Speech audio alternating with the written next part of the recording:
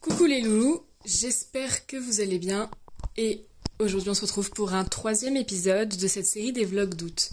Pour ceux qui nous rejoignent avec cette vidéo, sachez que les vlogs d'août, ce sont des vidéos que je tourne où je parle de mes angoisses, de mes doutes, de mes craintes de la vie.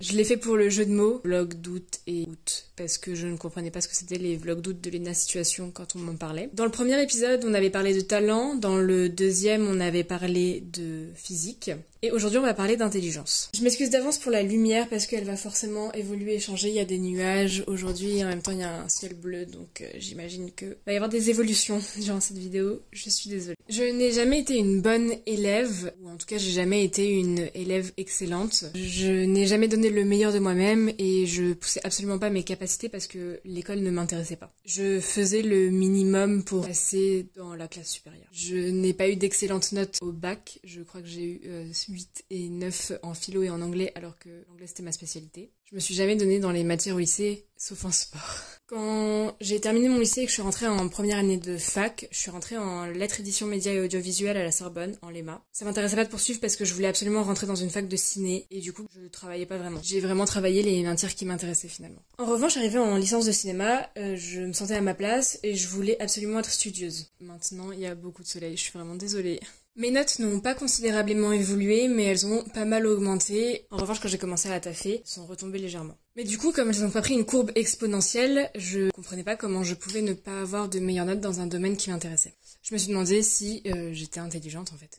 Qu'est-ce qui faisait que je n'étais pas la meilleure dans le domaine qui me passionnait? Je doute d'être intelligente. Et arrivé à ce moment de la vidéo, j'espère que vous avez réagi. Voire surréagi sans pour autant quitter la vidéo, ce serait stupide pour moi.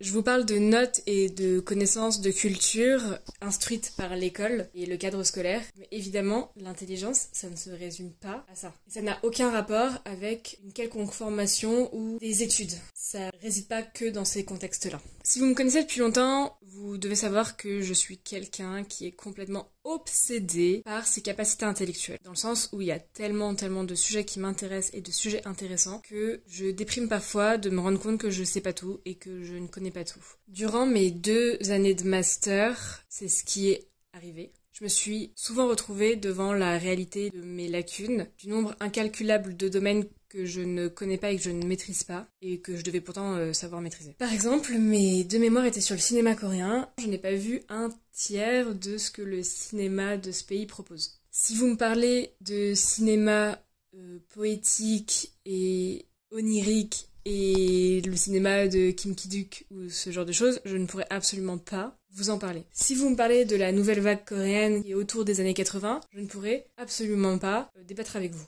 Il y a également des domaines qui m'intéressent énormément mais que j'ai du mal à développer parce que j'ai pas le temps de les développer. Par exemple le dessin, la peinture, l'histoire, même les mathématiques. Et c'est aussi pour ces lacunes que, au début de cette série de vidéos, je vous ai demandé de prendre mes propos avec des pincettes. Parce que c'est possible que je pense avoir compris quelque chose sans pour autant que ce soit la vérité. Ah, je suis floue. Ça aussi, je vous l'ai pas dit, mais en fait, c'est la deuxième fois que je tourne cette vidéo parce que j'étais floue la moitié du temps. Je sais pas ce qui a pris à mon appareil photo, mais j'étais floue la plupart du temps. Et aussi parce que j'avais l'air tellement fatiguée que ça se sentait que j'étais plus du tout dans le truc et que je récitais un texte. Bon, là aussi je vais avoir la sensation de réciter un texte parce que j'ai des choses à faire aujourd'hui, mais je vais essayer que ça soit un peu plus cool que la vidéo que j'avais tournée que je pouvais absolument pas sortir. En cherchant la définition de l'intelligence, nous nous rendons compte qu'il y a une véritable connexion entre la notion d'adaptation et les facultés intellectuelles. En tout cas, c'est ce que présumait André Gide et le Larousse, je crois. L'intelligence, c'est savoir s'adapter au monde. Alors, pourquoi mettons-nous un point d'honneur à associer les notes à l'intelligence ? Une amie avec qui j'aime énormément converser de tout et n'importe quoi, et j'adore refaire le monde avec elle, m'a avoué un jour qu'elle était terrifiée que les autres se rendent compte qu'elle était bête. Alors qu'elle ne l'est vraiment pas du tout, je pense que c'est l'une des personnes les plus intelligentes que je connaisse. Mais elle avait peur de montrer ses lacunes et de se rendre compte qu'elle était bête. À ça, sa mère lui a dit que peut-être qu'elle n'avait pas l'intelligence de la tête, mais qu'elle avait l'intelligence du cœur et du corps. Parce qu'elle comprenait les autres, parce qu'elle se comprenait, et parce qu'elle bougeait d'une certaine façon dans l'espace, qu'elle avait la notion de l'espace. Je trouve que cette explication est particulièrement poétique et douce, et permet de rendre compte que l'intelligence, c'est pas un concept que l'école doit noter. Je sais pas si je me fais comprendre. Avant de faire cet épisode, j'avais vraiment la sensation d'avoir énormément de lacunes, d'être pauvre intellectuellement. J'avais la sensation d'être bête, tout tout simplement. Je suis par exemple très nulle en histoire et en géographie et en mathématiques et je suis floue. Et en mathématiques. Demandez à ma mère si je suis douée, elle va vous rire au nez. Je confonds toutes les dates. Je sais absolument pas placer le Vietnam. Bon, en fait, maintenant je sais que c'est à côté du Laos, mais je l'ai su après avoir tourné la première version de la vidéo. Je me suis dit, il faut quand même que je regarde où est le Vietnam. Donc je sais. Mais c'est vrai que pendant longtemps, j'arrivais pas trop à situer Corée, Japon. Enfin, je savais que c'était juste à côté. Et Chine et Vietnam, Laos, enfin bref, tout ça, c'est compliqué. J'ai passé tout mon lycée et une grande partie de mon existence et de ma scolarité à penser que j'étais nulle en histoire géo, que j'étais nulle en mathématiques alors que c'était ma matière forte au collège, que j'étais nulle en fait parce que j'avais pas des bonnes notes. Alors la question c'est pourquoi ? Pourquoi je pensais ça ? Ça m'énerve là. Ça m'énerve. Arrête. De la même manière, j'ai abandonné l'anglais parce qu'un jour on s'est moqué de mon accent et je m'étais dit que j'étais nulle. Je savais pas parler et que de toute façon ces matières-là n'étaient pas faites pour moi, que je n'étais pas faite pour ça. Alors que je rappelle, j'ai quand même pris spé anglais au lycée. En même temps c'était ou ça ou spé maths et alors je vous dis pas, j'ai eu 3 en maths en seconde donc c'était pas possible.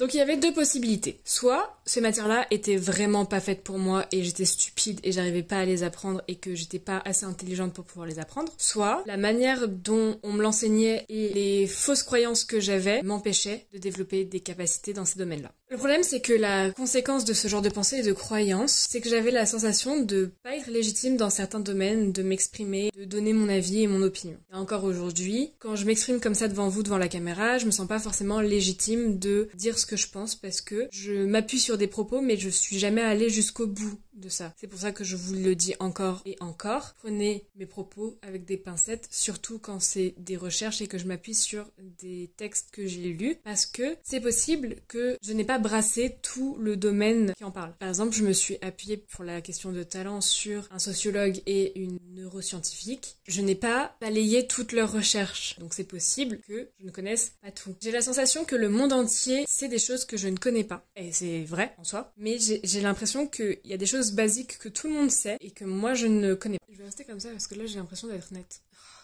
En fait, ça c'est les changements de... Voilà, normalement ça devrait être bon là. Même s'il y a des changements ici. Parfois, j'ai la sensation que quand je sais quelque chose, en fait, c'est juste moi qui est en retard et que tout le monde sait cette chose-là. Donc je vais en parler comme si tout le monde connaissait. Il y a d'autres fois aussi où, quand c'est un domaine que je trouve compliqué, j'ai besoin de dire « Hey, regardez, je sais, je connais, j'ai conscience de ça, je le savais en fait. » Et tout ça juste pour montrer que je suis pas bête. Donc ceci est simplement représentatif d'un manque extrême de confiance en moi. Et je le sais. Je me crois bête, alors j'ai besoin de montrer que je ne le suis pas. Je vais péter un câble. Au lieu de me réjouir de découvrir de nouveaux domaines, je me plains de ne pas les avoir connus avant. Et en même temps, ces réactions m'exaspèrent. Parce qu'encore une fois, je reste focalisée sur le fait que l'intelligence, c'est la connaissance, c'est la culture, c'est la logistique du regard porté sur le monde et connaître le monde. Sauf que cette intelligence, c'est une forme d'intelligence qui est prédominante dans notre... Ah, je suis floue. Dans notre apprentissage. J'en ai marre, je crois. J'en ai marre. Mais comme le dirait Albert Einstein, tout le monde est un génie. Sauf si vous jugez un poisson à sa capacité à grimper à un arbre, alors il croira toute sa vie qu'il est stupide. Olivier Houdet l'écrit. Nous naissons bien équipés en matière d'intelligence. Notre cerveau et ses multiples connexions nous permettent de développer des facultés incommensurables. Nous sommes toutes et tous intelligents et intelligentes. Ce qui varie, c'est la faculté à nous adapter au monde qui nous entoure. C'est répondre rapidement ou non à un problème donné. Et c'est ce qui est en gros mesuré par les tests de QI. Il n'y a pas que ça, évidemment, mais ça en fait partie. Être intelligent, c'est avoir la capacité à classer les informations, à prendre connaissance des actions passées pour résoudre un problème présent ou futur. C'est passer par des circuits longs de pensée avant de passer par des circuits courts de l'action. C'est ce que le neuropsychologue appelle l'inhibition. L'inhibition, c'est classer les informations pour connaître les choses les plus adaptées à un problème donné. Pouvoir enregistrer les informations et les schémas cognitifs pour répondre à un problème donné, c'est une bonne chose, mais réussir à s'en débarrasser pour en intérioriser d'autres, c'est quelque chose qui est valorisé dans les tests de QI. Cette idée développe justement ce concept d'adaptation qui fait partie intégrante de l'idée de l'intelligence. Ceci est appelé l'intelligence fluide, et c'est donc la faculté à la fois d'inhibition et à la fois d'adaptation. Autrement dit, ce qui varie du point de vue de l'intelligence, c'est la faculté et la vitesse du cerveau de chacun à s'adapter, à se reconfigurer et aussi à progresser. Cependant, ces notions quantifient l'intelligence, elles ne la classent pas, elles restent en surface de ce que peut être l'intelligence. Lorsqu'on parle d'intelligence, nous pensons le plus souvent à l'intelligence logico-mathématique, celle qui est la plus valorisée dans notre système scolaire et académique. Mais il existe d'autres formes d'intelligence, comme l'a présupposé la mère de mon ami. Elles ont été étudiées par le psychologue américain spécialiste en sciences de l'éducation, Howard Gardner, qui a mis l'accent sur l'existence des intelligences multiples. Je fais ça parce que c'est comme ça qu'il les appelle. Pour lui, il n'y a pas une forme d'intelligence ou 3, mais 8. Donc ceci est à prendre avec des pincettes parce que pour certains, cette théorie des intelligences multiples est un neuromythe. Mais il a quand même été prouvé que nous avons différents chemins cognitifs pour différentes actions, que nous pouvons en développer et que ceci est observable dans les différentes formes d'adaptation à notre environnement. Chaque humain dispose à la naissance d'un groupe d'intelligence, les 8 en fait. Chacune se développera selon un rythme qui lui est propre. Les problèmes de lumière me cassent les pieds et surtout que du coup je suis pas nette et ça m'énerve et donc je suis vraiment désolée si c'est le cas, mais il faut vraiment que je continue à filmer parce que sinon je terminerai jamais ce vlog et je vais m'arrêter parce que je pourrai pas le sortir. Même si le psychologue avoue qu'il abuse un peu du terme intelligence pour parler de ses capacités acquises dans un domaine, ceci permet de montrer que chacun a la possibilité, a le potentiel d'expérimenter les différentes facultés intellectuelles de la vie humaine. À partir du moment où on comprend qu'on est intelligent, on peut se construire ou se reconstruire. On possède donc les 8 intelligences observées par Howard Gardner. On développe seulement plus ou moins ces différentes formes d'intelligence. Nous fructifions nos capacités et notre intelligence. Ça m'énerve vraiment d'être flou, je suis vraiment désolée. Nous ne naissons pas intelligents, nous le devenons avec le temps. Ah, ça m'énerve. Ça m'énerve de pas pouvoir être nette, quoi. Je suis vraiment désolée. Là, normalement, ça devrait aller. À peu près. Faut pas trop que je bouge. Ça devrait aller. Ok. Parce que du coup, je suis en manuel, mais... Nous ne naissons pas intelligents, nous le devenons. Si vous étiez pas là pour le premier épisode, ça renvoie quand même un peu à la question du talent. Alors, maintenant qu'on en est arrivé là et qu'on a grave galéré, on va enfin pouvoir parler de ce qu'est ces différentes formes d'intelligence. Je suis en train de m'embrouiller toute seule avec moi-même. Faut pas que je stresse, ça va aller, tout va bien. Je suis pas complètement floue, vous me voyez, c'est le principal. Ça va bien se passer, faut que je me calme. Donc, la première intelligence est l'intelligence logico-mathématique. L'une des intelligences les plus valorisées dans notre système scolaire, c'est la faculté de raisonner, la capacité de développer des équations, de résoudre des problèmes qui permet de développer des théories basées sur les causes et de déterminer les conséquences, en apportant des preuves à son raisonnement. C'est donc le si alors que les profs de maths aimaient beaucoup au lycée et au collège. Ensuite, il y a l'intelligence linguistique, la capacité d'analyser les informations, de les questionner et de les penser. C'est l'intelligence qui permet d'écrire, qui permet de parler, de tenir un discours. Elle est liée à l'art de la parole, la belle plume, au beau parler. C'est la beauté des mots qu'on dit, qu'on entend et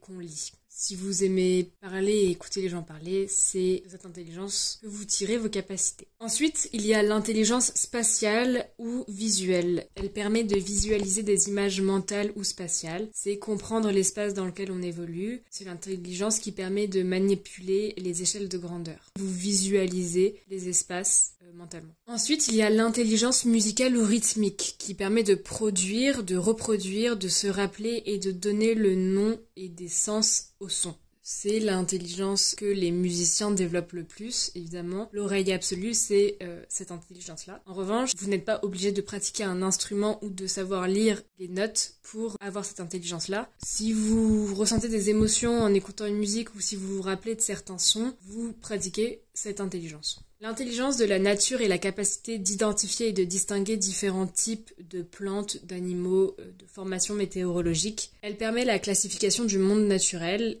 dont nous avons besoin quand nous voyageons, quand nous sommes en forêt, nous nous baladons.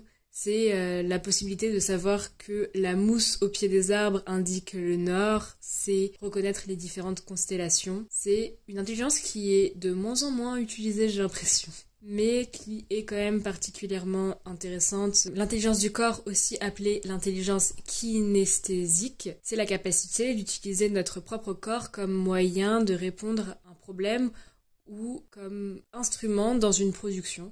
C'est l'intelligence qui se développe chez les sportifs par exemple et chez les danseurs énormément. C'est aussi celle qui permet de construire et de bricoler, de confectionner des choses de ses mains. C'est la capacité de se rendre compte de son corps et de l'utiliser. Ensuite, il y a l'intelligence interpersonnelle. C'est la capacité de reconnaître et de comprendre les autres, les émotions des autres, leurs désirs, leurs motivations, leurs intentions. C'est savoir écouter les autres. L'empathie, par exemple, est énormément développée dans cette forme d'intelligence. Nous avons besoin de cette intelligence pour apprendre, pour rentrer en contact avec les autres, pour créer des amitiés, des relations. Enfin, et pas des moindres, l'intelligence intrapersonnelle, c'est la même chose mais pour soi.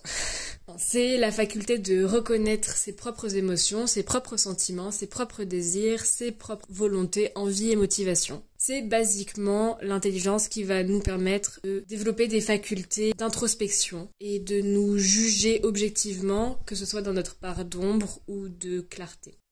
Comme l'explique Bruno Hurst dans un TED Talk, nous avons besoin de toutes ces intelligences pour grandir, évoluer, nous développer et vivre correctement dans nos vies, mais aussi dans la société. Mais comme nous l'avons souligné un peu plus tôt, l'école ne favorise que deux types. L'intelligence logico-mathématique et l'intelligence linguistique. On ne nous donne pas l'occasion de développer ces autres formes d'intelligence et même pire parfois, nous oblige à les chasser. Bruno Hurst donne l'exemple d'un enfant qui a une très forte intelligence interpersonnelle et pour apprendre, il a besoin d'échanger, de parler, d'expérimenter avec les autres. Sauf qu'à l'école, on nous demande justement de nous taire, de ne pas parler, d'écouter et de rester tranquille. De la même manière, la façon d'évaluer les élèves est ridicule puisqu'elle ne prend en compte qu'une partie des différentes formes d'intelligence. Ce qui crée énormément de souffrance qui est complètement laissée à l'abandon par les institutions. Bruce Campbell, que Bruno Hurst cite, dira que 80% des échecs scolaires seraient évités si nous pratiquions une pédagogie des intelligences multiples. Pour éviter cette souffrance, pour éviter ce sentiment de stupidité que beaucoup de personnes ont pu développer, déjà pratiquons la tolérance. Reconnaissons aussi les intelligences de chacun dans des domaines différents. Valorisons-les, que ce soit à l'école, mais que ce soit dans la vie de tous les jours entre nous. Pratiquons l'humilité également et développons au maximum chacun nos différentes formes d'intelligence parce que nous avons besoin de toutes ces formes pour pouvoir... Je suis très sombre, je suis désolée. Augmenter les ISO comme ça. Oh, le soleil revient. On est marre. Et valorisons les projets qui permettent de mettre en relation différentes personnes qui possèdent ces différentes formes d'intelligence pour aller plus loin. Encore une fois, la différence ici est une force et non pas une faiblesse. Plus on s'entourera de personnes qui ont des intelligences différentes, plus on pourra aller loin dans nos projets. L'intelligence, c'est donc de vivre et de s'adapter au monde et aux gens qui nous entourent, d'essayer de les comprendre, de comprendre le monde, mais également de se comprendre soi-même. C'est dépasser ses croyances pour comprendre qui nous sommes, qui sont les autres. Et l'intelligence, c'est observer la vie, se rendre compte du monde qui nous entoure et développer ses capacités pour interagir avec lui. C'est également comprendre ses émotions et comprendre les émotions des autres. Ne pas se brusquer quand on ne connaît pas quelque chose. L'intelligence est liée à l'adaptation et à l'inhibition. Alors, pour ceux qui ont cliqué sur cette vidéo parce qu'ils avaient la sensation de ne pas être intelligents, sachez que vous l'êtes. Vous l'êtes forcément parce que déjà, il y a 8 formes d'intelligence. L'intelligence, ça s'acquiert et ça se développe et ça se travaille. Et vous êtes doué en quelque chose, donc ne vous inquiétez pas. Vous êtes intelligent. Vous êtes intelligent dans plusieurs domaines et il n'y a pas une forme plus importante qu'une autre. Parce qu'encore une fois, nous avons besoin de toutes ces formes pour vivre dans notre société.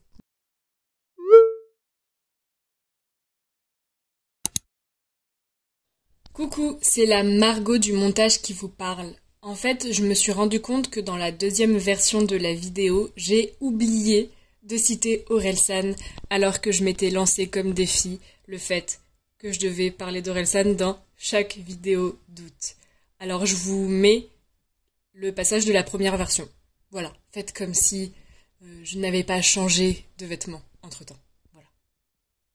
Merci, bisous, bonne continuation de la vidéo. C'est beau d'apprendre. C'est beau de voir que vous apprenez aussi. Ne quantifiez pas l'intelligence à des notes ou à des bons points. Comme le dirait Orelsan... Attendez, je suis pas sûre. Je suis pas sûre de ma phrase. Ah! Je vais quand même vérifier les paroles. On dira d'être premier, jamais d'être heureux. Premier, c'est pour ceux qui ont besoin d'une note, qui n'ont pas confiance en eux. T'es au moment de ta vie où tu peux devenir ce que tu veux, le même moment où c'est plus dur de savoir ce que tu veux. J'aime trop cette chanson. Faire des grandes écoles, ça ne signifie absolument pas être intelligent ou pas. Ça ne signifie absolument pas avoir du talent ou pas, être doué ou pas. Mais c'est surtout que l'intelligence ne s'observe pas sur des bancs à l'école ou sur un bout de papier, ça s'observe dans la vie de tous les jours, dans le quotidien. Alors oui, vous avez des lacunes, mais comme tout le monde. Et vous êtes intelligent, comme tout le monde. Pas seulement de façon logico-mathématique ou de façon interpersonnelle, mais vous avez également toutes ces formes d'intelligence. Vous êtes tous des êtres incroyablement profonds, avec des capacités fantastiques, phénoménales. N'ayez pas peur de vous en rendre compte et ne laissez personne vous faire croire le contraire. Trouvez vos points forts, trouvez vos faiblesses, observez les intelligences chez les autres et vous verrez que chacune et chacun est intelligent et intelligente. Et surtout, quand vous vous rendez compte que vous ne connaissiez pas un domaine, réjouissez-vous, vous avez tout un nouveau monde à découvrir. Voilà, je vais m'arrêter ici parce que mon texte est fini. Et aussi parce que j'ai vraiment des choses à faire aujourd'hui et qu'il est déjà 13h23. Je suis vraiment désolée de la météo et je suis vraiment désolée que cet épisode soit pas aussi drôle que les précédents. En revanche, je l'ai vraiment trouvé intéressant, j'espère que vous aussi. Je vous mettrai évidemment en description toutes les informations qui m'ont été utiles pour écrire cette vidéo. Ne doutez plus de vous, aimez-vous parce que vous êtes des personnes formidables. Aimez et partagez pas seulement la vidéo. Je vous fais de gros bisous et je vous dis à dans 2 jours. Ciao!